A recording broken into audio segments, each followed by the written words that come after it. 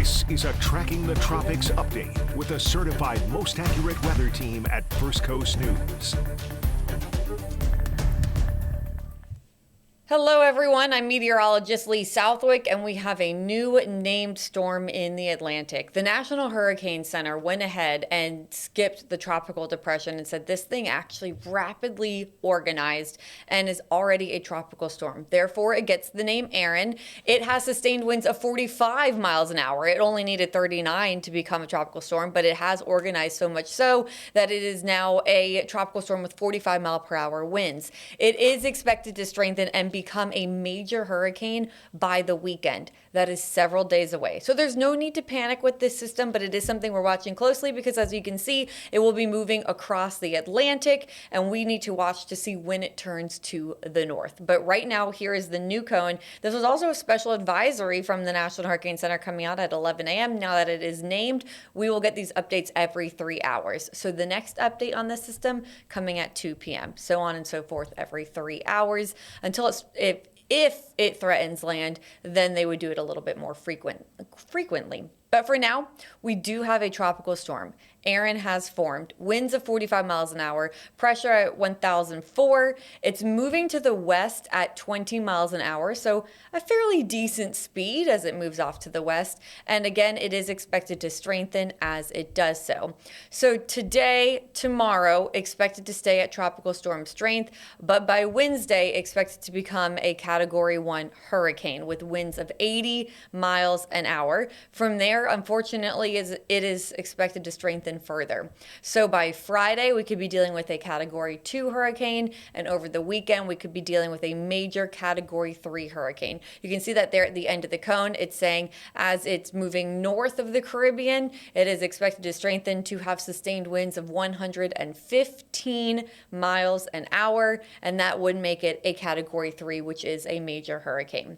So again, we are on now for this new storm, Tropical Storm Erin. Let's take a look at the satellite imagery. This is over the past 6 hours, and you can see that blob there, it's tightened up. So we've had a closed center of circulation, a well-defined low and center of circulation. And because of that, it has actually organized itself into a tropical storm. This is west of the Cabo Verde Islands. You can kind of see the outline of the Cabo Verde Islands there, and it is continuing to move to the west. So models are in decent agreement about where this will go over the next couple of days, and thus the cone not too wide, which is great to see. So all the models take this west. Right now we're looking at Saturday, August 16th. At that point, that's when it's expected to be a major hurricane. From here, there's uncertainty in the track. Now, I will let you know that because this is a tropical storm now and we have that defined center of circulation, models will get a better grip on this system and be able to get better forecasting and model runs as this system continues to strengthen. So we'll know more in the coming days, but for now, models at least agree, hey, it's heading west. It's not heading towards places like the Leeward Islands. It's likely going to move north of that. So this is up until Saturday, which is as far as the cone goes out. From there, we start to see the models disagree. However, a lot of them still turn it to the north there. Bad news for Bermuda. It does look like models starting to align with it turning north for Bermuda. However, we are not in the clear yet because we have had some model runs over the past couple of days that bring it a little bit closer to shore here, a little bit closer to home. And so it's something we're going to watch closely. It depends on a lot of different things. But mainly one thing that we will be watching is the Bermuda High, that big ridge of high pressure over the Atlantic. When the high pressure is strong, it blocks these storms from moving north. So here's the high pressure.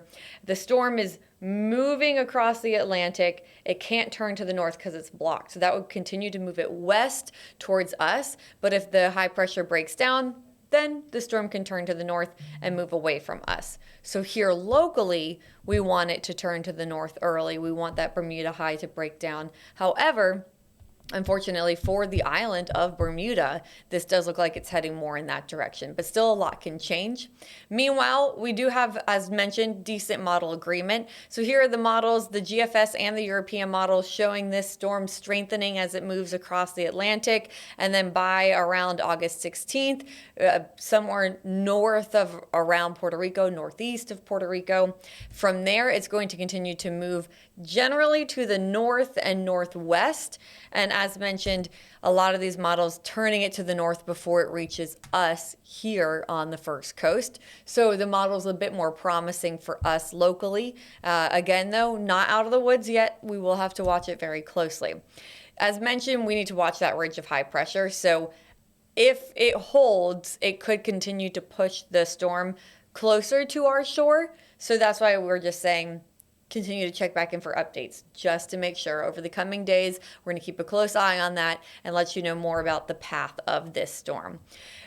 Also, there's been good model agreement on it strengthening into our first hurricane of the year, and we have plenty of warm water once it reaches towards the Caribbean. As you saw, that's when it's expected to become a major hurricane. Lots of warm water for it. The Saharan dust not inhibiting this. Notice right now, where the tropical storm is, it's an area without dust, and it looks like it's going to stay fairly moist, not have that dry air, that Saharan dust infiltrate it. So unfortunately, not really going to be choked out by the dust, it looks like. Meanwhile, this is not a surprise. One, because the models have been showing it for quite some time. We've been talking about it for quite some time. But two, we're on track for a normal hurricane season right now. Our first named storm usually happens around June 20th. We had our first one, Andrea, on June 24th. Our first hurricane usually happens August 11th. And guess what today is? August 11th. We actually don't even have our first hurricane yet. So we'll likely have this a few days after as well. But typically around this time of year is when we get our first hurricane of the season. The first major hurricane is September 1st. And this is forecast to become a major hurricane. So that could be a little bit earlier than what's normal for a regular hurricane season, climatologically speaking, which is over the past 30 years. So there you have it. We now have Erin, a tropical storm, and again, likely going to become our first hurricane. But for now, that is the 5th named storm of the season. This is also forming in an area of the tropics that we are used to seeing things form in the month of August. This is a typical development zone. Usually when they're out there in the Atlantic, they can go in 3 different directions. This one looks like it's going to be that most northern track, but we can't rule out that middle track too that takes it closer to home. So we're going to watch that one very closely, but it does not look like it will be cutting through the Caribbean. Our hurricane frequency goes up this time of year. We see that big spike right after August 1st, so like mid-August, and that's where we are now. We're starting to see the climb in hurricane frequency, in tropical storm frequency. And so again, just all to say this is normal. If you don't have your hurricane kit ready yet, now is the time to make sure you got all your supplies packed up and ready to go. Make sure that you have your plan in place so you know where you will go. Not saying we need it in the next week, but saying it's now this time of year where it needs to be ready to go so you don't have to worry about it if and when a storm threatens. Meanwhile, Erin's not the only thing that we are watching out there in the tropics. So we do have Erin now, a tropical storm, and expected to become a hurricane. But we have 2 other areas that we're watching as well. This got moved off course a little bit. I'm going to edit this so we can move that possible formation chance out of the way so you can see these yellow blobs. But the good news is these 2 areas, not a big concern. So in fact, I'll move that out of the way. You can see there, that new blob, this formed as of 8 a.m. The 8 a.m. advisory from the National Hurricane Center, they popped a 10% chance near Nova Scotia. The only reason why they have watched this is because right now it's sitting over the Gulf Stream, which is warm water. And so because it's sitting over warm water, it could start to take on some tropical or subtropical characteristics. But in the next couple of days, that system is going to move to the north, and therefore it's going to move into cooler water and not be a big concern. Oh, we went back to the cone. Give me 1 second. I wanted to show you this on satellite imagery. So again, it's sitting over the Gulf Stream right now, so maybe some tropical or subtropical characteristics trying to form with it, but it will move into those cooler waters and any chance of formation will come to an end shortly. And another system that we are watching too is this one here. This is that area in the central Atlantic that we have been watching for many days now. And it has a low chance of development, which is good news. That is what we have been continuing to monitor, just not a whole lot of development with that system. And so it's going to move to the north, and it is not our concern. So really the system that we will be watching is Erin. Again, this is new as of 11 a.m. from the National Hurricane Center. It is a tropical storm with sustained winds of 45 miles an hour. It is moving to the west at 20 miles an hour, so it will take a long time to cross the Atlantic. It will not be until the weekend that it kind of gets close to the Caribbean. It's also not until the weekend that it is expected to strengthen into a major hurricane. So the timing on this, it will likely become a hurricane around Wednesday evening. That's when it could be a Cat 1. That's the forecast right now. I'm not saying it could strengthen faster than that. Again, this has rapidly strengthened out there near the Cabo Verde Islands. So if that trend continues, it does continue to strengthen quickly, then it's gone faster than the models, and therefore we'll have to watch it to see if it becomes a hurricane a bit sooner. But for now, the forecast calls for that to happen on Wednesday. From there, the conditions still favorable for tropical development, for unfortunately strengthening of this system.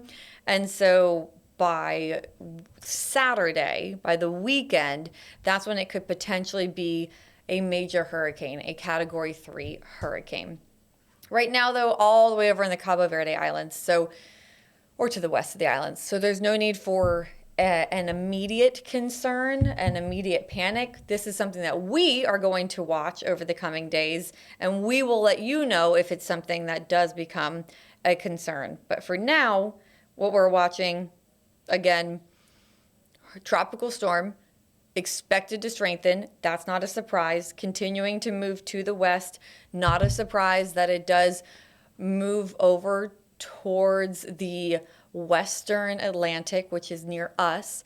And then also not a surprise that it strengthens into a hurricane, likely going to become the first hurricane of the season.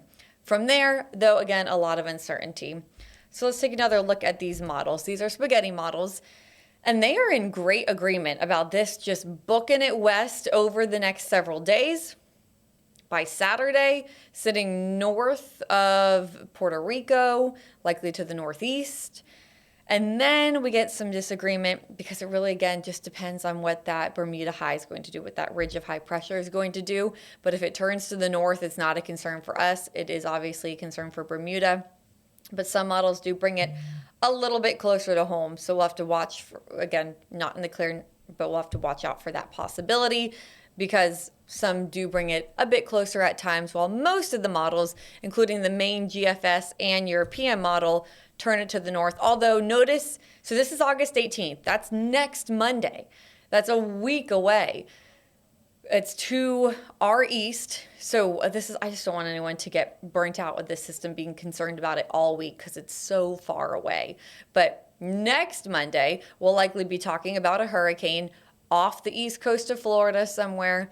From there, models right now kind of differ on how fast it moves to the north or off to the northeast, how close it comes to the coast of the United States, the east coast of the United States. So that all is to be determined. And again, we're going to know more in the coming days. Obviously, as it gets closer, we know more. But as it continues to strengthen and organize, models get a better grip on the system, and then models, therefore, too, can do a better job of modeling exactly where it will go, forecasting its track. So the intensity, we feel pretty confident about it becoming a hurricane and perhaps even a major hurricane. It's just the track after the weekend that we're more uncertain about. We're certain about the track over the week. It's just steadily moving west across the Atlantic.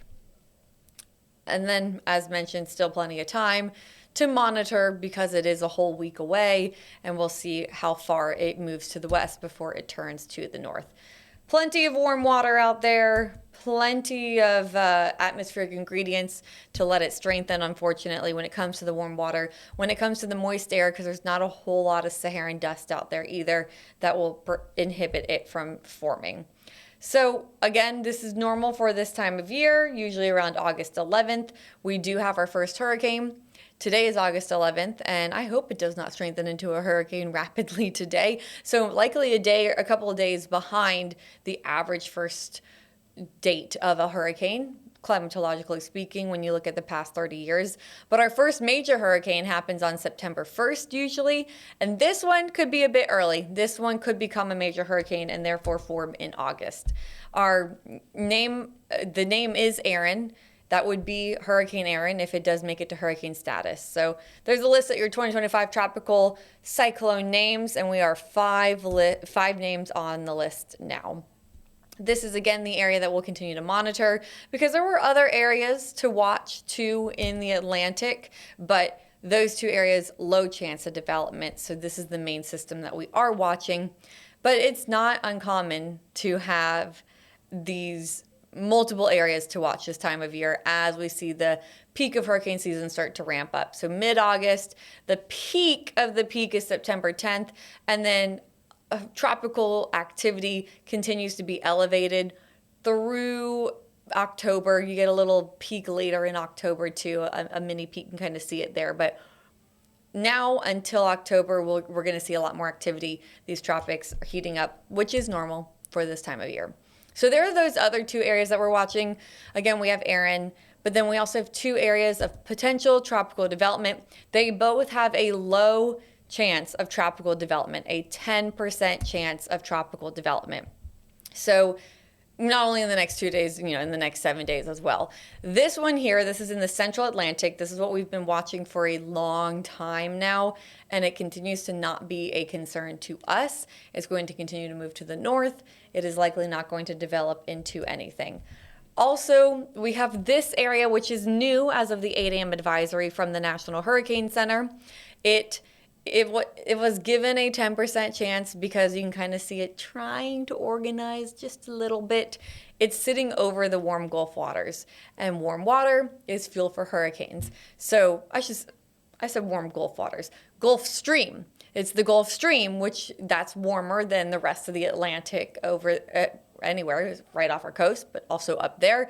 And so as it's near Nova Scotia, it's trying to maybe organize just a tiny bit, take on a tropical or subtropical characteristic with those warmer waters. However, this is going to move north in the coming days, and then as it does so, it will move out of the Gulf Stream. It will cross into cooler waters, and it will lose any chance of possible development. Meanwhile, here at home, we had a lot of rain over the weekend and late last week, but now that has moved out. We are pretty much clear now on our radar. We have had throughout the morning showers across southeast Georgia, but you can see that has lifted to the north. Coastal southeast Georgia, you've had a lot of rain. So today locally, it's going to be hot and humid with a few showers and storms, not a whole lot of activity to cool us down. So that means more of us stay hot, especially if it feels like temperatures up to around 101, 102. The storms that do develop today, it's still heavy rain and our grounds are still saturated. So that could lead to a little bit of localized flooding, but again, most of us stay dry. And those rain chances stay on the lower end for the rest of the work week. So some storms around, widely scattered, showers and storms each and every afternoon. But with less rain means more heat. So temperatures even jump up a degree or two on Tuesday into Wednesday. And with the humidity, our heat index values will be rising. So dangerous levels, 108 degrees for a heat index. We're going to be close to that on Thursday and Friday. Feels like temperatures reaching above 105 degrees. If it reaches 108, and it very well could in places for the end of the work week, this is something to remember for when kids are at after school practice outside, walking or biking home from school, when you're exercising outside, working outside. Once again, we get close to that dangerous level at 108 where our bodies struggle to cool down. So the heat is our main concern this week. I know we are talking about the tropics. I just wanted to press that home because again, if if it becomes a concern for us, it wouldn't be more of a concern until the end of the week and into the weekend. So for us here, we're going to be focusing more on the heat this week. And then as we approach the end of the week and into the weekend, that's when, if there is any sort of concern from this, our attention would be turning to that. Because you can see right now, by Friday, it's still out there in the Atlantic. By Saturday, it's still very far away from us. So something that we will continue to monitor in the coming days. Again, this is expected to become a major hurricane. So what we do know is that, well, it's our 5th named storm. It's Erin.